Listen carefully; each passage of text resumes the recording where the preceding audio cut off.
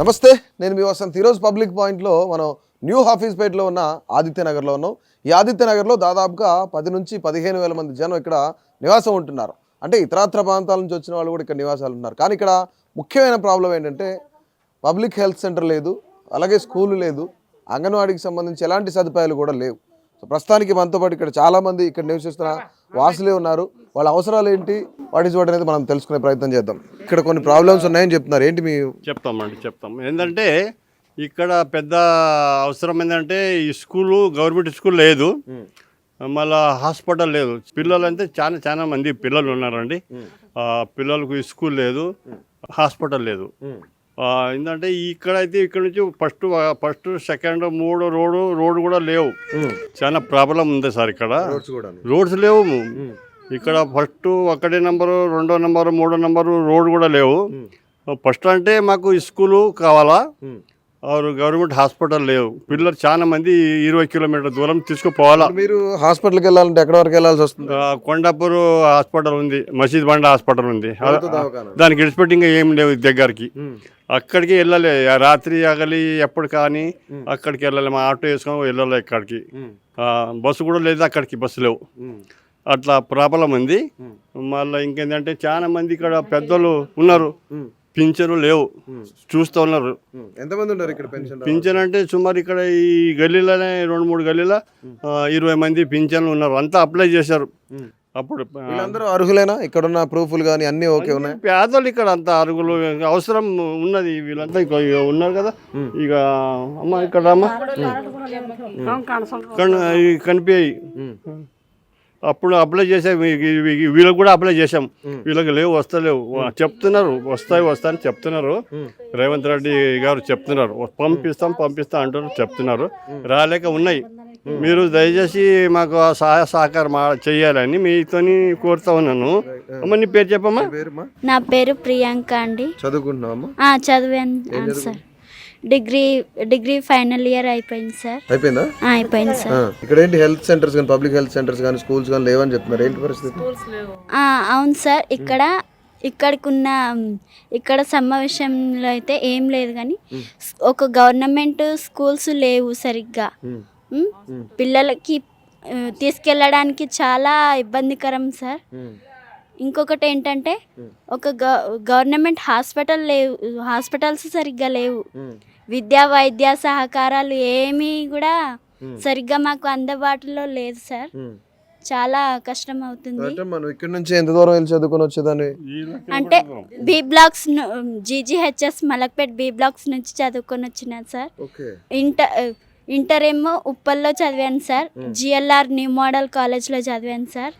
Degree ఏమో చల్లా ప్రతిభ degree కాలేజ్లో చదివాను సార్.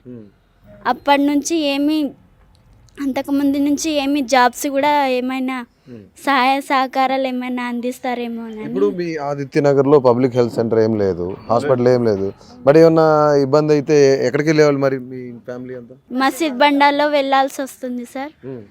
వెళ్ళాలంటే కూడా 200 కావాల్సి వస్తుంది సార్. మరి ఆటోకి 200.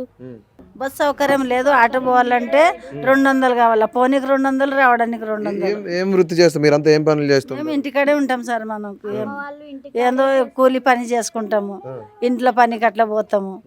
ఇక ఏం లేదు ఇక్కడ అంటే. కానీ మన గరీబులకు పేద పరిస్థితి ఉన్నాం మేము.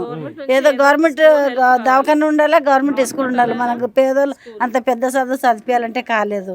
మా పిల్లకి ఇక్కడ స్కూల్ లేకని మనం అక్కడ వేయించినాం. ఇక్కడ అంటే బీ బ్లాక్ స్కూల్ లేదు అని అక్కడ చదివించినాము. ఆమెకు జాబ్ గురించి ఒక ఆలోచన ఉంది.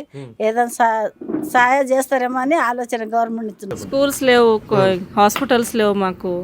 అవి మనకు సౌకర్యం కావాలని గవర్నమెంట్ నుంచి కోరుకుంటున్నాం. ఇక్కడ పబ్లిక్ ఎక్కువ ఉంటారు, చిన్న పిల్లలు చాలా మంది ఉన్నారండి. స్కూల్కి వెళ్ళకుండా వీళ్ళందరూ ఇంట్లోనే ఉన్నారు. స్కూల్ వెళ్ళక గవర్నమెంట్ స్కూల్ ఉంటే మనకి ఇక్కడ దగ్గరలో వేద్దాం అనుకుంటున్నాం. అంగన్వాడీ కానీ గవర్నమెంట్ స్కూల్ కానీ ఉంటే ఆ స్కూల్కి వెళ్ళేవాళ్ళు. అంగన్వాడీ కూడా లేదండి మాకు. అంగన్వాడీ కూడా మనకు కావాలి. మీరు స్కూల్ పంపించాలంటే ఏ ఏరియాలో పంపిస్తారు స్కూల్కి? మొత్తం ఇక్కడ కొండపూర్ ఏరియా అక్కడంతా పిల్లలు అంతా ఇంట్లోనే, స్కూల్ లేవు, ఏం లేవు. కొండాపూర్ వెళ్ళాల్సిందే స్కూల్. కొండపూర్ వెళ్ళాల్సిందే. మీకు పెన్షన్ వస్తుందా? ಇಲ್ಲ ಬರ್ಲೊಂಟು ಈಗ 20 ವರ್ಷ ನಾವು ಬಂದು ಕಣ್ಣೆ ಕಾಣಿಸ್ಕೊಂಡ್ರೆ ಏನ್ ಬರ್ದಿ 20 సంవత్సరం అవుతుంది, లేదు వస్తలేదు, అప్లై చేసినా అంటున్నామ్మా. ತರಕಾರಿ ಮಾಡೋ ಹೊಂಟ್ರ ఇక్కడ లోకల్ ప్రూఫ్లు ఉన్నాయి మీకు? ఉన్నాయి ఇక్కడే ఆధార్ కార్డు ఉన్నాయి, ఆధార్ కార్డు ఉన్నాయి, ఓటర్ ఐడి ఉన్నాయి, ఓట్ వేస్తుంది, అన్ని వేస్తుంది, అప్లై చేసి ఉన్నది, కానీ ఇంతవరకు రాలేదు. రాలేదు. సో ఇంకా ఇంకా ఇక్కడ సమస్యలు ఏమున్నాయినా? ఇంకా ఇక్కడ సమస్యలు అన్నా పేదవాళ్ళం ఉన్నాం మేము, ఆటో నడిపిస్తాము, మాకు ఏది ఆధారం లేదు, మాకు డబుల్ బెడ్రూమ్ కావాలి, మేము కిరాయిలలో ఉంటున్నాము, మాకు చాలా ఇబ్బందిగా ఉంది. ఇప్పుడు మీరు ప్రజాపాలన సభలు ఇవన్నీ జరిగిన, గ్రామ సభలు కూడా జరిగినాయి కదా, మీరు అప్లికేషన్లు పెట్టుకున్నారా? పెట్టినామయ్యా, అప్లికేషన్ పెట్టినాము, ఇంకా ఏం రాలేవు మనకు. దయచేసి అది అవలాగా చేయండి మాకు. ఇక్కడ స్కూల్స్ లేవని చెప్తున్నారు, ఏంటి పరిస్థితి మరి? లేదన్న ఉన్నారు ఇక్కడ ఇది బస్తీ అప్పుడు పుట్టింది, అప్పటి నుంచి ఉన్నాం. అప్పటి నుంచి స్టార్టింగ్ నుంచే కేసీఆర్ గవర్నమెంట్ నుంచి కేసీఆర్ మొన్న వచ్చిండు, కాంగ్రెస్ గవర్నమెంట్, టీడీపీ గవర్నమెంట్ ఇవన్నీ చూసారు మీరు. మరి అప్పటి నుంచి మీరేం అడగలేదా గవర్నమెంట్? రాకముందే ఉన్నాం, ఓహో, అప్పటి నుంచి ఉన్నాం. మరి మీరు అడగలేదా ఏమి ఇక్కడ మాకు ఇది కావాలి? అడగలేదు, వస్తారు పోతారు, అంతే, బాయ్ బాయ్ టాయ్ టాయ్ అంతే, ఇంకేం. ఇప్పటి వరకు వచ్చింది కంపల్సరీ అన్నది ఈ స్కూలు, మళ్ళీ హాస్పిటల్ కంపల్సరీ కావాలా. ఒక సెకండ్ అంటే ఒక 3 రూములు, రోడ్లు లేవు ఇక్కడికి, చాలా ఇక్కడ పేదలు ఉన్నారని మనకు పట్టించుకోలేరు. రూమ్ ఉన్నాయి ఇక్కడ, ఈ రోడ్ కావాలి, 1 నంబరు 2 3 నంబరు రోడ్ కావాలా. ఇది హాస్పిటల్ మాత్రం కావాలా. మళ్ళీ ఒకసారి అంటే పింఛన్ల గురించి చాలా మంది ఎదురు చూస్తున్నారు, పెన్షన్ కావాలని చూస్తూ ఉన్నారు పెద్దలు. వీళ్ళంతా మగవాళ్ళు చనిపోయిన వాళ్ళు చాలా మంది ఉన్నారు, వాళ్ళకు కూడా వస్తలేవు. అది చూడండి. ఒక ఇల్లు ఉంటే డబుల్ బెడ్రూమ్ ఒక సాయం చేస్తే మంచిగా ఉంటుంది. గవర్నమెంట్ ఇస్తూనే లేరు, ఎన్ని సంవత్సరాలే మేము ఇక అమ్మాయి గుడ్డెళ్ళకి ఇస్తాము అంటున్నారు, కానీ ఎక్కడ ఇస్తారో ఏదో కానీ పోవాలా, ఎక్కడ రాపియాలో మాకు అది కూడా తెలియదు. పోవాలంటే ఇక మాదాపూర్ పోవాలంట, మనకు అక్కడ పోయే తెలియదు. ఇక్కడంటే ఎక్కడో రాపిస్తారంటే మాకు తెలియదు, కాబట్టి అట్లే ఉన్నాము. ఇక్కడ ఎక్కడ రాపియలేదండి, బంద్ అయినా అంటున్నారు.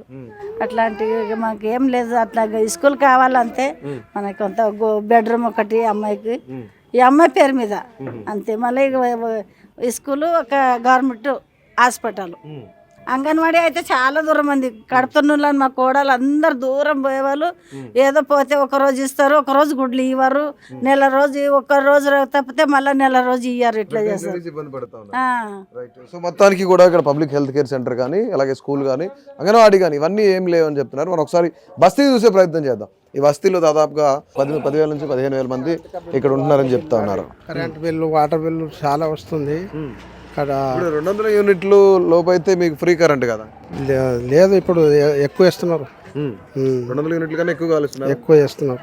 Current bill, water bill, mori లేదు, అన్ని డ్రైనేజ్ వాటర్ లోపట వస్తుంది, ఇంటి లోపట సరిగ్గా లేదు. మోరీ రోడ్ అంతా పలికిపోయింది సార్, మొత్తం రోడ్ కావాలి మాకు. రోడ్ చాలా ఇబ్బంది అవుతున్నది ఈ రోడ్డు మొత్తం. అన్ని అక్కడ గల్లీ అంతా రోడ్ వేసినారు, కానీ మా గల్లీకి రోడ్ లేదు. దానికోసం అంతా ఎప్పుడు చేస్తారు సార్? చేస్తా అంటున్నారు, ఇంకా చేస్తలేదు. అంత చాలా ప్రాబ్లం, నీళ్ళంతా లోపల వస్తున్నది. దానికోసం దీనికి దయచేసి రోడ్ అయితే మాకు ఏం ఇబ్బంది ఉండదు. అంత చాలా నీళ్ళంతా, మోరి నీళ్ళంతా జామ్ అయిపోయింది ఇక్కడ మొత్తం లోపల జర్ర ఇది అయితే లోపల ఇంట్లోకి వస్తున్నాయి నీళ్ళు. ఉంది డ్రైనేజ్ లైన్ ఉంది, అది కూడా సరిగ్గా నడచలేదు, అంతా అది కూడా ప్యాక్ అయిపోయినాయి. అప్పుడప్పుడు పలగొట్టినారు, ఆ డ్రైనేజ్ అంతా డక్క లేపనికి వస్తలేదు. దానికోసం ఇది రోడ్ కూడా పలికిపోయింది సార్ మొత్తం. ఆడ చాలా రోజు అయింది, ఇది 25 సంవత్సరం అయింది. గత ప్రభుత్వంలో ఎందుకు అడగలేదు మీరు? అప్పుడు కూడా అడిగినాం సార్, వేస్తామన్నారు. ఆ ప్రభుత్వం దిగిపోయింది. దానికోసం ఈ ప్రభుత్వం వచ్చింది, ఇప్పుడు చేయాలి కదా సార్. దానికోసం వేస్తే మంచిగా ఉంటుంది మాకు. దయచేసి ఎవరున్నారు నాయకులు, ఇప్పుడు వేపిస్తే మంచిగా ఉంటుంది మాకు. రోడ్ మాత్రం ఇబ్బంది, చాలా ఇబ్బంది ఉంది సార్. పెన్షన్ వచ్చిందా మీకు? పింఛన్ రాలేదు సార్. రాలేదు ఇంతవరకు. అప్లై చేసిరా మరి? చేసినాం సార్, రాలేదు. ఏమంటున్నారు మరి అప్లై చేస్తే? ఏమంటే వస్తుంది అంటున్నారు. వస్తుంది అని చెప్తున్నారు. అంతే చూసే కదా, అప్లై చేసే కదా. రైట్. మనము ఇక్కడ వచ్చి 10 సంవత్సరం అవుతున్నాయి. మనకి ఇక్కడ ఇల్లు లేవు, ఏమో అన్ని అప్లికేషన్ చేస్తున్నా కానీ ఏమి ఇస్తలేదు. వస్తుంది అంటున్నారు కానీ మా పిల్లలు అంతా బహుశా లైఫ్ వేస్ట్ అవుతున్నాయి. పిల్లలు స్కూల్కి వెళ్తలేదు. ఇక్కడ పిల్లలు ఇంట్లోనే ఉంటున్నాం. మేము పని చేస్తున్నాము. పని చేసి నెలకి 10,000 ఉంది రెంట్ కిరాయి. అదే పని చేస్తున్నాం, అదే కట్టుతున్నాం కానీ మనకి అస్సలు ఇల్లు వస్తాయి అంటున్నారు కానీ మనకి ఏం డబల్ రూమ్ వస్తలేదు. మనకి పిల్లలు అంతా ఇంట్లోనే ఇట్లా మనకు చాలా కష్టం అయితే. ఏదో ఒకటి మనకి హెల్ప్ చేయాలి సార్. మనకి వెళ్తలేదా? ఎందుకని? స్కూల్ గవర్నమెంట్ లేవు. ఇక్కడ గవర్నమెంట్ స్కూల్ లేదా? ఈ దగ్గరలో ఎక్కడ కూడా లేవు. స్కూల్ లేదని చెప్పేసి మీరు స్కూల్కి వెళ్ళట్లేదా? సో అది మొత్తానికి కూడాను చాలా మంది ఇంట్లోనే, మా బాబు కూడా ఇంట్లోనే అండి. స్కూల్ గవర్నమెంట్ ఇక్కడ దగ్గర అయితే మనం గవర్నమెంట్ వేద్దాం అనుకుంటామండి. అంత పెద్ద ఫీజులు కట్టలేకపోతున్నాం. నేను ఒక్క ఆమెనే ఉన్నాను, ఒంటరి మహిళ లాగా. ఇక రెంట్ కట్టలేకపోతున్నాము. మళ్ళీ ఆయన బాబుకి స్కూల్ చదివించలేకపోతున్నా. మనకు కూడా ఏదో ఒంటరి మహిళ కూడా మనకి ఏదో హెల్ప్ అయితే కూడా మంచిగా ఉంటుందని ఆశిస్తున్నాను. సో అడుగుతుంటే దాదాపుగా ఇక్కడ ప్రతి ఒక్కరు కూడా 40 ఏళ్ళ నుంచి ఉన్నారు. ఈ 40 ఏళ్ళలో ఎలాంటి స్కూల్ కానీ, public health care centre PHC కానీ, అలాగే అంగన్వాడీ స్కూల్ కానీ ఇవన్నీ ఏం లేవు అని చెప్తున్నారు. అండ్ దట్టు ఈ రోడ్డు సమస్య చాలా ఎక్కువగా ఉంది. ఒకవేళ రోడ్డు అయితే కనుక వర్షం పడితే కనుక ఇదంతా స్ప్లిట్స్ పగిలిపోయిన రోడ్డు కాబట్టి ఖచ్చితంగా ఈ డ్రైనేజ్ వాటర్ కానీ ఇవన్నీ కూడా ప్యాక్ అయిపోతే ఇళ్లలోకి వాటర్ వెళ్తున్నాయని చెప్పేసి స్థానికంగా ఉన్న వ్యక్తులు అయితే చెప్తున్నారు. మనం చూస్తూ ఉన్నాం. దాదాపుగా ఎక్కువ మొత్తం అంటే న్యూ హఫీజ్పేట ఆదిత్యనగర్లో చాలా ఎక్కువ క్రౌడ్. అంటే ఇటు పక్కనే రైల్వే స్టేషన్ కూడా చాలా దగ్గరలో ఉంది. సో క్రౌడ్ ఎక్కువ ఉంటుంది. ట్రావెలర్స్ వీళ్ళంతా ఎక్కువ ఉంటారు కాబట్టి మనం చూస్తూ ఉన్నాం. ఇక్కడ కనీసం వైద్య సదుపాయాలు, విద్యా సదుపాయం, అలాగే అంగన్వాడీకి సంబంధించి కానీ ఈ వయసులో చదువుకోవాల్సిన పిల్లలు స్కూల్ లేక ఎంత ఇబ్బంది పడుతున్నారో, స్కూల్ లేక 3 పిల్లలు కూడా ఇంటి దగ్గరే ఉంటున్న పరిస్థితి ఉంది. నిజంగా ఇట్లా ఉండకూడదు. డెఫినెట్లీ ప్రతి ఒక్కళ్ళు కూడా చదువుకోవాలనే నినాదం ప్రభుత్వాలు ఇంతకు ముందు నుంచి తీసుకొచ్చాయి, ఇప్పుడు కూడా తీసుకొస్తున్నాయి. కానీ వాళ్ళందరికీ విద్యా సదుపాయం అంటే మనం చూస్తూ ఉన్నాం. 15,000 మంది నివసించే ప్రాంతంలో జనాభా తామాషా ప్రకారం కనీసం ఒక స్కూల్ ఉండాలి, పబ్లిక్ హెల్త్ కేర్ సెంటర్ అనేది ఉండాలి, అంగన్వాడీ ఉండాలి. కానీ ఈ 3 కూడాను ఇక్కడ లేవు. ఈ 3 లేకపోవడం వల్ల అంటే దాదాపుగా ఒక 7-8 సంవత్సరాలు ఉన్న పిల్లలు కూడా స్కూల్కి వెళ్ళలేని పరిస్థితి, స్కూల్కి మాన్పించిన పరిస్థితి. ఎందుకంటే ఒక ప్రైవేట్ స్కూల్స్లో వాళ్ళు ఫీజులు కట్టి జాయిన్ చేయలేని పరిస్థితి ఉంది. సో ప్రభుత్వం కూడా వెంటనే అలర్ట్ అయ్యి వీళ్ళందరికీ కూడాను ఇక్కడ నివసిస్తున్న న్యూ హఫీజ్పేట ఆదిత్యనగర్ ఏదైతే ఉందో ఆదిత్యనగర్ వాసులకి అంగన్వాడీ స్కూలు, అలాగే pH public health care centre primary ఏదైతే ఉందో అది, తర్వాత స్కూల్ కూడాను అతి త్వరలోనే ఇక్కడ కన్స్ట్రక్షన్ చేస్తే బాగుంటుందని చెప్పేసి అభినవ్ భారత్ తరఫున మనస్ఫూర్తిగా కోరుకుంటున్నాను.